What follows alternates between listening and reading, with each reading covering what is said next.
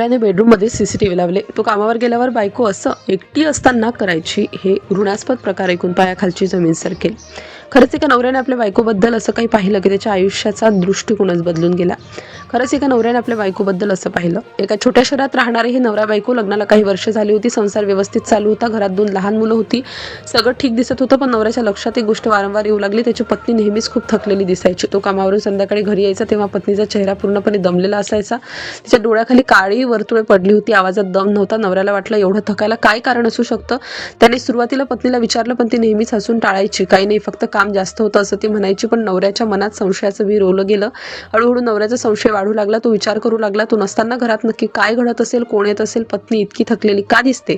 एक दिवस त्याने ठरवलं सत्य शोधायचं आणि त्याने कोणालाही न सांगता घरात गुपचूप सीसीटीव्ही कॅमेरे लावण्याचा निर्णय घेतला.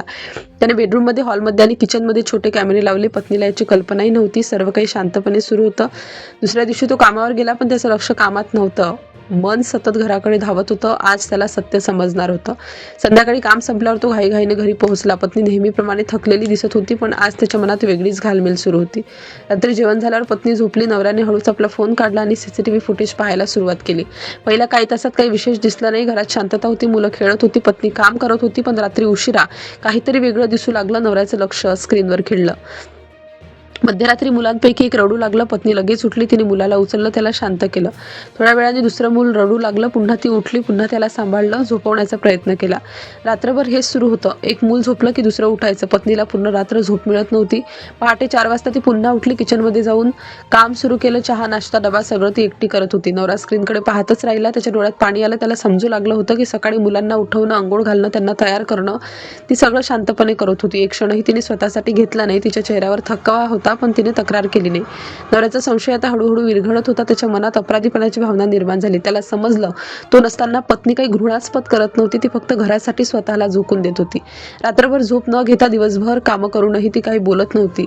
तिचा त्याग नवऱ्याला आता दिसत होता. नवऱ्याच्या डोळ्यातून अश्रू वाहू लागले. त्याने स्वतःवरच राग काढला. इतका संशय का घेतला. दुसऱ्या दिवशी सकाळी त्याने पत्नीला मिठी मारली. पत्नीला काहीच समजलं नाही, पण नवऱ्याला सत्य समजलं होतं.